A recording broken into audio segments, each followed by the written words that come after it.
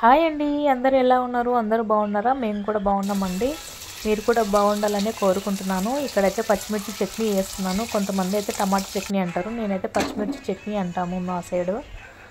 ఇప్పుడైతే పచ్చిమిరపకాయలు తీసుకొని మంచిగా కడిగేసుకొని అందులో వాటర్ వేసుకొని పొయ్యి మీద పెట్టుకోవాలండి.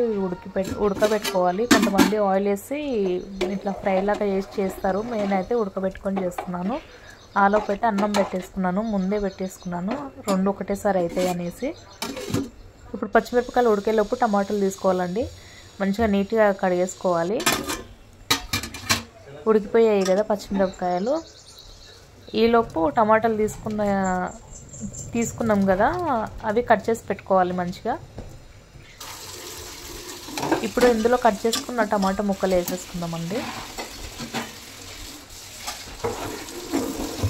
కొంచెం ఎక్కువనే తీసుకోవాలి, పచ్చిమిరపకాయలు కదా కొంచెం కారం ఉంటాయి, అందుకనేసి నేను టమాటాలు ఎక్కువ వేసాను. ఇందులో కరివేపాకు వేసుకోవాలి. కరివేపాకు ఎక్కువ కూడా వేసుకోవచ్చు. కొంచెం చింతపండు, జీలకర్ర, వెల్లుల్లి రెబ్బలు వేస్తున్నాను. ఇప్పుడు 4 స్పూన్స్ ఆయిల్ వేసుకుందాం.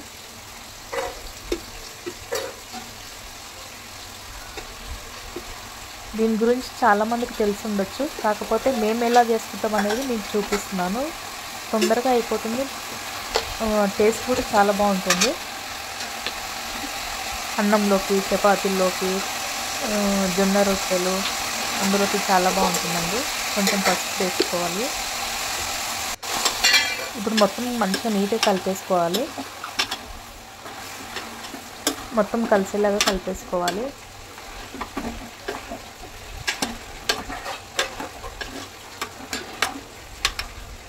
ఇక్కడైతే మా ఆయన హెల్ప్ తీసుకున్నాను, ఎందుకంటే ఫోన్ పట్టుకుంటే నేనే కదండి, అందుకనేసి కలపడం రాదనేసి మా ఆయన హెల్ప్ తీసుకున్నాను.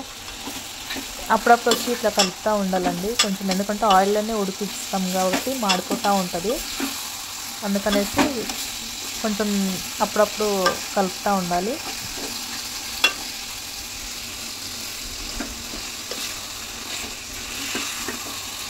ఇలా మంచిగా కలిపేసుకోవాలి. మూత పెట్టేసుకుందాం. కాసేపు అయ్యాక మంచిగా ఉడికేస్తుంది కదండి, మంచిగా ఉడికిపోయింది.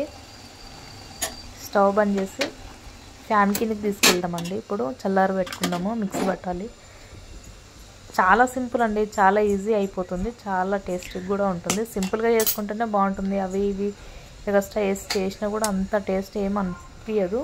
మనకు నచ్చినట్టు మనం చేసుకోవాలి.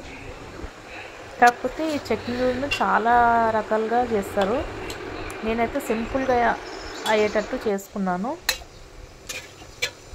ఇందులో పల్లీలు కూడా వేసుకోవచ్చు, కానీ పల్లీలు వేయలేదు నేను, అయినా టేస్ట్ చాలా బాగుంటుంది.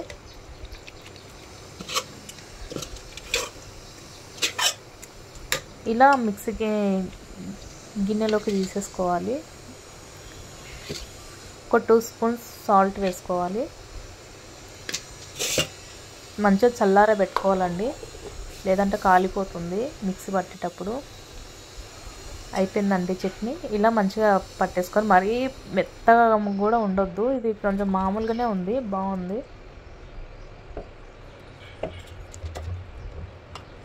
చూసారా, ఇలా ఉండాలి, కానీ టేస్ట్ మాత్రం అదిరిపోయిందండి.